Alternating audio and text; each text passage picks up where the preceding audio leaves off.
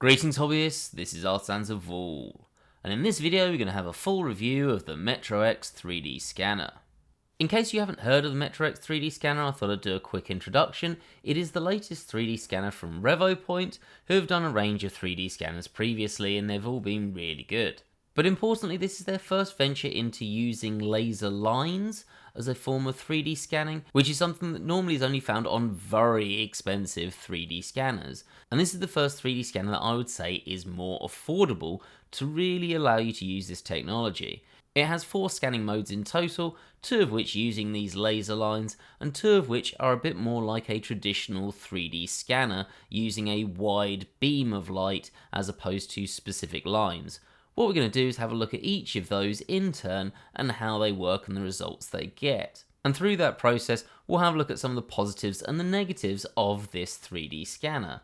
Now, there's not going to be an unboxing as part of this video. I've done that before. If you want to see that, there's a link in the description. But I really want to talk about this in terms of what this brings to the table. And bearing in mind that at the time of this video going out, there's only about 3 days to go on the Kickstarter, where you can get this at an insanely reduced price. I kind of want to focus on the main bits that you're probably going to care about for if you actually want to go in and purchase this. The only difference that I want to highlight is what you can see on the screen now, which is there is now a fan that has been added to the MetroX. I'm going to be honest, when I scanned with this previously, I found no real need of a fan. I didn't notice any overheating or anything like that. But it's worth noting that I live in the UK, and it's not exactly known for tropical temperatures. But I thought I'd point that out just to show that Revopoint really aren't resting on their laurels here. There's a lot of improvements they're continuing to make on this design and of the software, so we need to bear that in mind as we review it. So we'll start this out by trying the full field mode. This is the one that's going to be most similar to what you're used to if you've used a 3D scanner before, using a wide beam of light to capture details. And as with Revopoint's other 3D scanners, we have the option of here of using feature tracking, which tracks all the details, or marker tracking, where you're going to place down specific markers. We'll keep this as feature tracking and see how this goes. The first big positive that has to be said about this 3D scanner isn't really specific to this scanner, and that is just the Revopoint software in itself. You can see that slightly bigger and then in the background here, and it's just very, very easy to use. I would say it's comfortably the best scanning software that there is available at the moment, and as I said, Revopoint keep doing things to improve it, as opposed to other companies who kind of sat on their software not really making any notable improvements to it. So you can see on the main screen this big beam of light, which gives you a very clear idea of where it's being scanned. It tracks the features very, very well, and on the scanner itself you've got some buttons where you can use to change the exposure and to start and stop the scan, which is obviously useful because you don't need to go to and from your computer, which is really nice. In the scanning window you can also see that this is actually picking up some of the black turntable, which is pretty impressive for a full field mode scanner because, like normal 3D scanners, this is not meant to be able to pick up black very well. Now, the laser modes will be able to pick up black objects, and we'll have a look at a demonstration of that later, but all of the standard limitations that are normally there for 3D scanners do apply to the full field mode, so it's not going to be particularly great at picking up black or metallic surfaces. Now, I'm going to show the processing in the background sped up here. I'm not going to go through all of this because, well, it's just a bit pointless. It's not the focus of the video. There's a video on RevoScan 5 that shows this fully if you want it, but I wanted to show the full process here without any skips or time jumps. Some people are really skeptical about reviewers, thinking that they're kind of trying to trick them into buying something, and that really isn't the case. If the MetroX isn't something for you, then don't buy it. That's what these reviews are for, and I will highlight some of the issues or things that might mean this scanner isn't for you as we do go through the video. But as we can see from this scan, I don't think the basic scanner is going to be one of those concerns. I was actually worried this was kind of a bit of a tag on here, where you're just doing it so that you can say that there's 2 scanners in one. But actually, this is really, really good quality for a scan, and I don't have any concerns about it. The other thing I'll say is it's very nice that you have the options of both of these scanning types, so you're not buying the MetroX and being stuck just using the laser scanner. You've got a huge amount of options here. So what we're going to do is just save this and export the model, and we'll have a look at this in a different program later, so that we can have a good look and comparison between these different scanning modes. Next up, and keeping with the full field mode, I thought we'd have a look at the turntable scanning. Now, this is really nice, the turntable's included with the scanner, and it's a definite upgrade over the old turntable. I've got that back from the Mini 1 Kickstarter. in that you can comfortably use it without connecting it to the computer. And what's really good about this is that you can actually set the angle of the turntable. So if you've ever used a scanner before for small objects, it can be quite difficult to get just the right angle, and it's really nice to not have to fiddle around moving the scanner itself. You can just change the angle of the turntable, which is great. If you do want to use it in turntable mode, you just search for it. It's all Bluetooth, so you just scan and it selects it. You can see my old one there that was from the MIDI one. And then you connect it and you get this option of how you're going to have it rotate around and the number of degrees that you're going to have for each of these movements. I'm going to put this as 5 degrees. That might be a bit excessive, but this is quite a detailed piece, so let's go for it. And then I'll add a second and third angle, and then we'll put that at, let's say, 15, and then minus 15 to try and cover again all of these angles. Click OK, and then we should be good to go. I should add here that this is the only mode that you actually have the option to do color scanning. So that is something you need to bear in mind if you do or are interested in color scanning. You can't use it at the same time as the laser modes, which totally makes sense. There's no scanner that can do that. I'm a little sad that it doesn't include this in the full field mode, but that might be something that comes after a bit of time. And you can see how good the color is on this, though it would be nice if there was some LED lights that were included in the scanner so that you got a consistent light depending on whatever angle you go for. But I guess that's less of an issue when you're doing this on a turntable because you're not going to get any changing light. It's going to be consistent. So maybe that isn't something that's necessary. So I guess I'll just set this running and I'll show this working. You can see it just moves the base around 5 degrees at a time, takes a scan and then moves it again. And for my purposes, which is generally scanning small objects and trying to get the detail as accurate as possible and the size as accurate as possible, this is great because it means you're just totally removing any human error, any sort of cough or movement that's going to affect the scan in any way. You're going to get a very, very consistent and potentially very smooth result. And with very few frames taken, so I'm imagining this will create smaller files overall, at least in terms of the scanning file itself. The end result will be just the same size once you've done all of the processing. And as we speed this up just to go through a bit of it, and to show the turntable moving later, it really strikes me, this is not an afterthought. Just like the full frame scanner, this is really, really good quality. And I'll show you the scan result at the end of the video, so do stay around for that. But you'll see how good quality this is. This really is a multifunctional scanner that can do a lot of different things. Not just one where they've tagged on this scanner onto the laser scanner as well.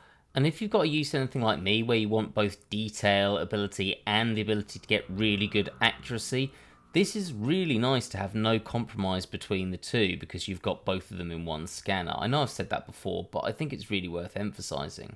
So you can see the bed now moving and tilting so that you get this new angle, which means that you're going to get in all those crevices that you want, and it will just continue rotating around. I'm not going to show this all because it's just going to get a little bit boring. So let's have a look at the scan result on the RevoScan software. So the result looks pretty much the same as you would get in the full field mode or any other 3D scanner, with the exception that it shows all of the positions of the camera points as you look around it. You can see that as some of these grey shapes around the outside. Now, I probably went a bit overboard doing this in 5-degree increments, but that's something I'll probably need to tinker around with as I use the scanner more. And once again, I'm going to skip past most of the processing here. What I'm actually going to do is process this twice.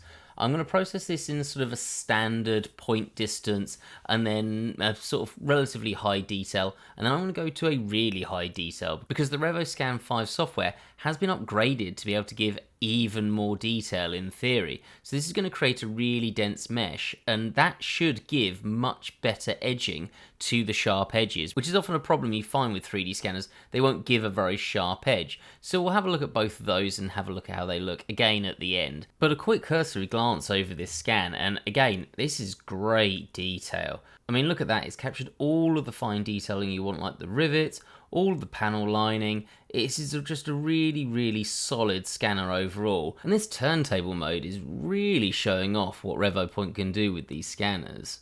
So let's move on to the main event, which is probably the bit that everyone's interested in, and that is the laser modes. And we're going to start with the cross-beam mode here. Now, I've gone about as hard as you can really get with this. I've picked a black object. I found an N64 as I was routing through my attic, which I probably need to get rid of in some way. So this seemed like a really good test subject, as it is going to be a very hard thing to scan, being black, and a normal scanner just wouldn't hack this. So it's probably a good test for this, and probably the hardest object you're actually going to try to scan. Now as we get going, I'll talk through this a little bit more. You can see this works in a slightly different way. You can see the beams both in the image and in the top right hand corner where you can see what's being produced. And these do work in these cross lines, and you can see that everything starts off in a red colour, and as you scan more of it and go over the same area repeatedly, it becomes more and more green as it picks up more detail. Now, one of the major limitations that you need to be aware of for this, and for I think all laser scanners in general, is this only works in marker mode. So you need to put these markers on the object for it to be able to pick up where it is located. And actually that allows you some really cool possibilities. I'll cover one of them in a little bit because it's something that just doesn't seem to have been mentioned about this scanner, and I don't understand why this hasn't been covered, because it's probably one of the cooler bits that you can do with this. So I will cover that in a little bit. But anyway, you can see I've put down a lot of these marker blocks as well. That's going to help me get some of the edges, and when I do the edge I need to come at a slight angle at it so that I'm picking up as many of these markers as possible. So apologies for my arm getting in the way at this point.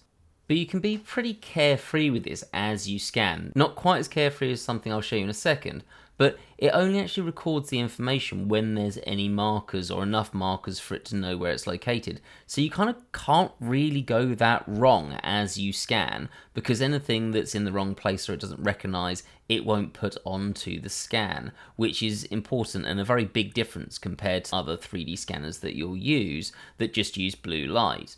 You can see now that this edge is getting more and more green as we're picking up more of the detail, so I'm moving on to another side. Now what I'm trying to do here is move around and do this at different angles as well, just to try to get the detailing and some of the bits and some of the crevices that I want to make sure that I've got. And again, I'll show a demo of this in a second as we get around to the back of something that this can do that's truly incredible compared to other 3D scanners.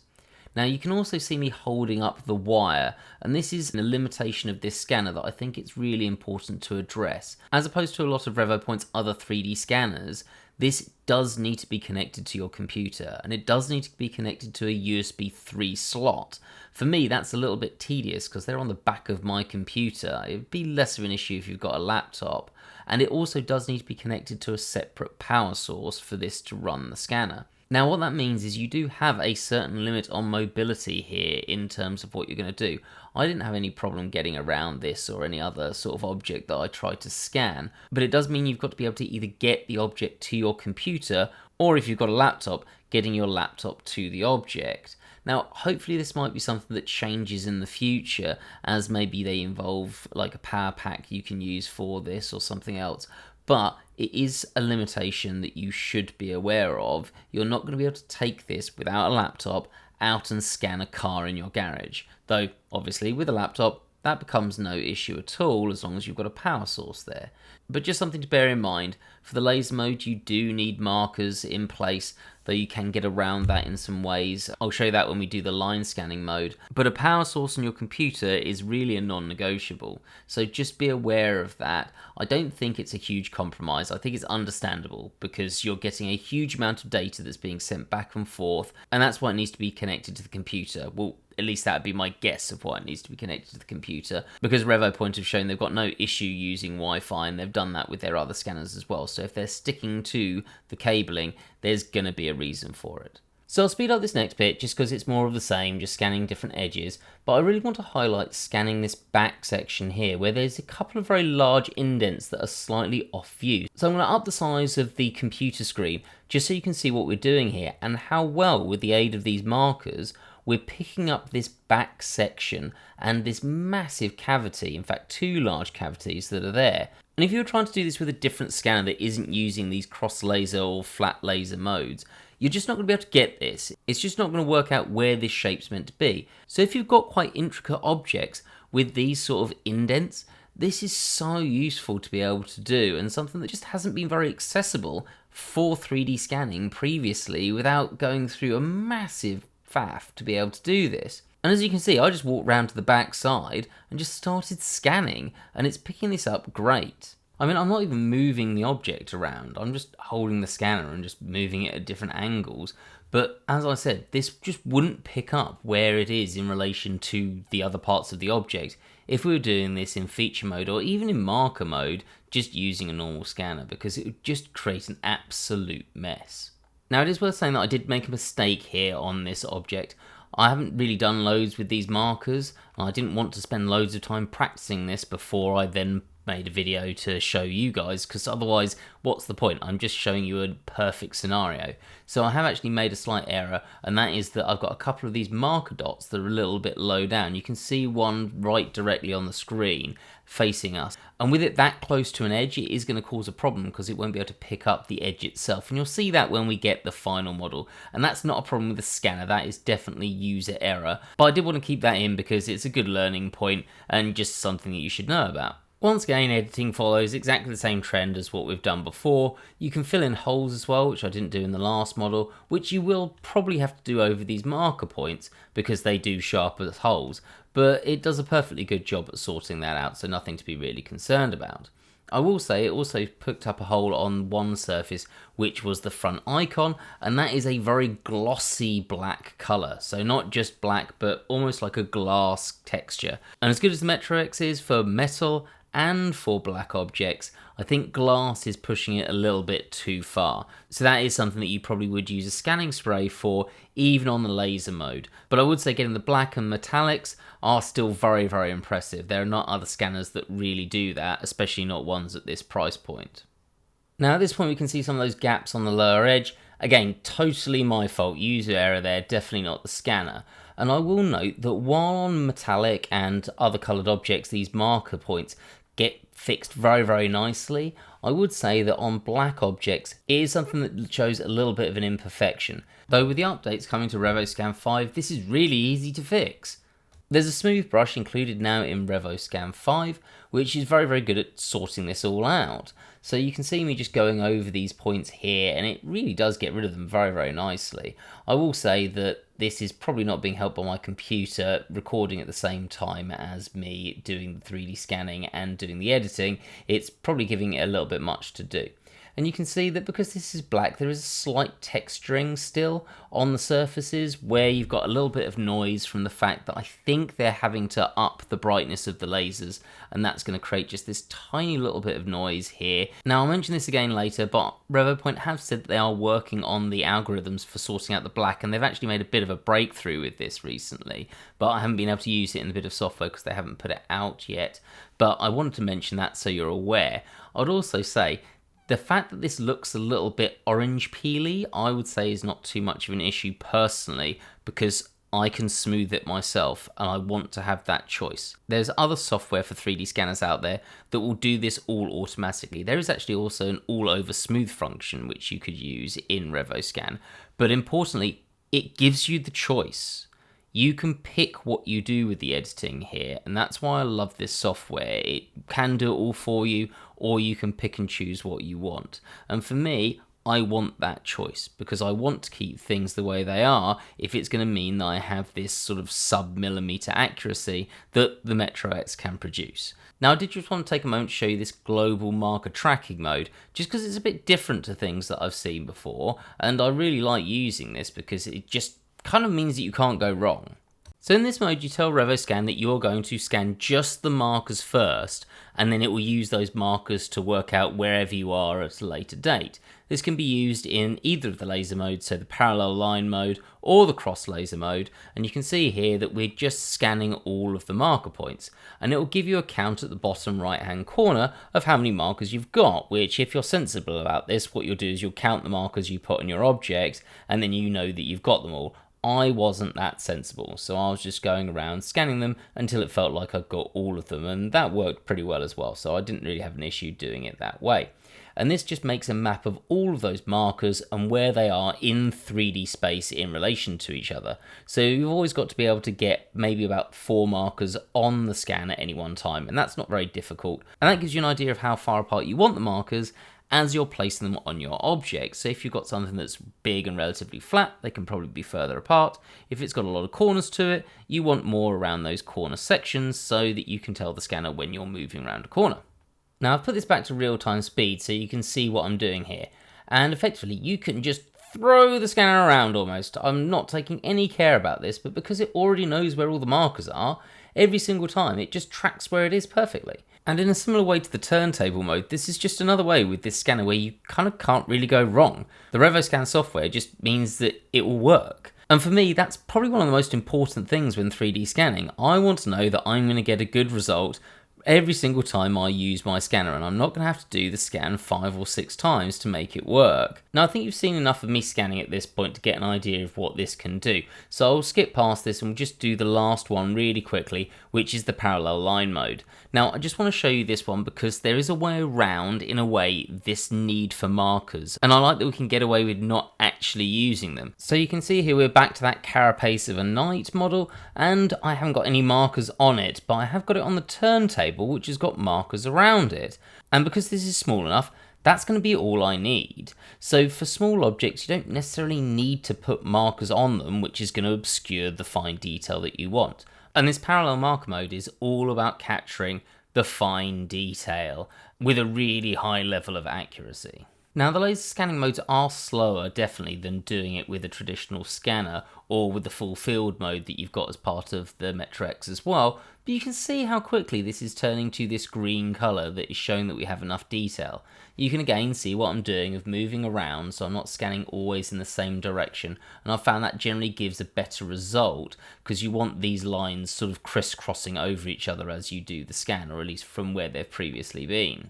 And finally, let's bring this into Blender so we can have a look at these files in another program. And I think this is really important to do because a number of different softwares from products often make it look better than the scan actually is. So I think it's really worth looking at this, and we'll start in sort of order. This was the full field test of that top part of a model, and this is done really well. You can see all of the detailing here. Some of it's a bit smoothed off. You can see those rivets, which is to be expected. Those rivets are tiny. They're like 0.6 millimeters. So capturing those at all is really good for just a general 3D scanner to have done. I've got plenty of scanners that haven't managed this much detail. I'm actually kind of surprised at this. It's really, really nice. And I think it's worth mentioning that this just isn't really an afterthought, which is sort of the concern you get when they chuck something onto another 3D scanner. This works really, really well. So let's have a look at the turntable. And we've got this here. Now, now that is even crisper. Again, these small rivets are just about coming out. They're a little bit crisper than the ones over here. But the definition on this is really, really good. This turntable mode seems to work fantastically. I mean, that's really, really smooth. Now, I did put this through a high definition mode of this, which effectively was just bringing down the distance between the recorded points and then following that through by giving it more detail on the mesh itself. And I mean, if this was crisp, this is absolutely crazy. I mean, my scanner that I have for specifically scanning smaller models generally does about as well as this. Maybe even not as well as this on some of the edges. Like, these are really crisp. This is very, very nice. Oh, look, there is a slight, you can see a slight line here. Now, what that will be from a guess is that if you remember, I had it in different orientations, and that will be the scan here from this sort of angle, which can't see this bit, then combining with the scan at this angle. And it does look like there's a slight mismatch there. Now, I'm going to be really honest, this is probably because I was using the very low tack method of sticking this on with some blue tack. I'm not actually sure that this is the scanner itself, and I think if I had this held better, this probably wouldn't have happened. But even bearing that in mind, this is microscopically small if you remember the size of these rivets. Even with this, we just go into something like a sculpt mode, come to a smooth brush, and we can just smooth that out, and there we go, it's gone. Or we could have probably done that with the software itself. Bear in mind it has that smooth brush now there. So yeah, that's very, very good. I'm really, really impressed with that. For a small miniature with small detail, that is just insanely crisp, which is really good. So next, let's have a look at the laser test, and we'll start with the N64. Now, this was a black object, which is probably the worst thing you can be scanning, and let's be clear, the full field version wouldn't do this unless I used scanning spray or something like this, and we can kind of see where those markers were. I was possibly a little bit heavy-handed with those markers. I remember I had that one and that one that were too near the bottom. But we've got all the very fine detail here. Look, we've got in there, and if you remember, I was saying how impressive it was that we got inside this. That's the hole for where the power socket goes, and it's filled that in. But look at that. We've even got the detailing there, and this bit wasn't actually scanned to the point where it was green, and you can kind of tell why it wasn't green. You get these sort of lines as I was sort of moving in this direction. But I mean, that's very, very impressive on a really extreme indent. And same here. I mean, wow. And you've even got all of the sort of lining between the panels there. Look at that. That's really good. And we have got a little bit of texturing on this. I'm wondering if that's just because I probably could have gone over this more. Now, I've already mentioned that I did get told by Revopoint that they are still working on the algorithm that does this calculation, and they've sort of said we're going to need to keep working on this, not in a negative way, just in a like, we're going to keep working on it, because that's kind of what Revopoint do. Their software and their software updates are absolutely fantastic. But again, you can see where I went in there with a smooth brush here, and it just totally eliminates any of that as a problem. So if you want this perfectly smooth, you can do that yourself very easily. Or if you're just using something for measuring sizes, like you want the size of that hole or cavity or that one there, this is the mode that's going to be insanely accurate. So if you're doing this for, let's say, replacing car parts or any form of part, really, this is the mode where you're going to get some insane level of accuracy. And you can see just how accurate it is with the fact that you've got that sort of Nintendo symbol there, which is pretty small, and then the sort of reset and power buttons. Yeah, that's pretty good. Especially, like I said, this would be the worst thing for a scanner to try and scan. I mean, we didn't try to scan anything metallic because I think Revopoint have shown enough videos of that. And I think they might have focused on the metallic points first as opposed to the black, because probably that's what most people are going to be looking at. I have actually got a version of this where I smoothed out in the software a bit, and you can see this massively reduces that problem while still keeping most of the detail. And again, you can see where the smooth brush is, and I could add a lot more smoothing if I wanted to. So yeah, I'm pretty positive about that. Especially, as I said, probably the hardest thing that you're going to be able to scan is a black object. And then finally, we've got that line test. I'll put that over here. So we've got it next to the full field test. And you can see we've still got a slight bit of texturing here. Again, much, much less. This is, if you notice, this is something where it's black, so it seems to create a little bit more noise. This is something that was white, so it seems to have a little bit of noise, but not much. And again, this was a pretty quick scan, and for the lines mode, you are meant to go over it more times possibly than I did. But it's never going to be as smooth as that full field version because, well, this captures less data and it's slightly less precise. And you can see that on the front there, like this is a bit more blurred. This, you've got much more detailing to it. So I'm suddenly really interested on how well that will come out on the turntable mode with this high definition settings, because that's incredible. But yeah, we've got all of the detailing here. You can see all of these sort of lines are a little bit more crisp, a little bit more defined. Those rivets are more defined as well. And you've got a little bit more clarity on this sort of cavities or little bits that are indents there. So yeah, that's really good. And again, if you're doing something where you want to, let's say, reuse it, you might do something with one of the full field or turntable modes. If you want something where you want to be really accurate for making on an add-on piece, this is sort of the bit that I really want to be able to do, is making the add-on pieces. This really high accuracy laser mode is great, and again, they're still working on the algorithms on this, so it probably is going to get better. Well, the only way it's going to get is better, which is very, very exciting, that this is sort of like the base level that we're at the moment, and they've got a good amount of time before they fulfill their Kickstarter to be able to improve this even further. And once again, if we really did need to, we could come into something and just smooth it out. So you've got a little bit potentially of editing, but it's really nice that you've got that editing choice. As I said, other software a lot of the time does this for you and you get no choice about it. So all of those fine details, all of those edges that you want really crisp get totally messed up. And then you basically don't get that really nice detail. And obviously, it affects how accurate it is if you just start smoothing things out. But you can see how easy it is to do stuff about this. And suddenly, that's really just smooth. That's perfect. And you've got that accuracy with it. So nothing huge to complain about there. I would like maybe a little bit less texturing on the black. But as I said, hardest thing to scan, and they're meant to be doing more on the black because they've been focusing on the silvery colours for their algorithms at this point. So I'm actually surprised that it's as good as it is. So I think a sensible point to end on is the Kickstarter. At the point of recording this, which is Sunday, we've got 4 days to go. This finishes on November the 14th. So by the time this is up, that's 3 days to go. So November the 14th is your deadline if you're interested in this. Now I'm just going to scroll down quickly just to make a point of this. At full retail cost, this is going to be $1,000, which is insane value by itself. The fact that you can get this for an extra 30% off just gives you an opportunity to own a bit of tech at a huge discount. Now, I want to summarize a couple of things for this. I want to just remind you, this is not going to be good for scanning people, pets, anything that's got eyes. You don't want to be scanning with this. It is a high-powered blue light laser. That's just not what it's designed for. What it is designed for is an insane level of accuracy that you'll be able to get with this. That's going to make this perfect for reverse engineering or creating replacement parts for objects if you need to.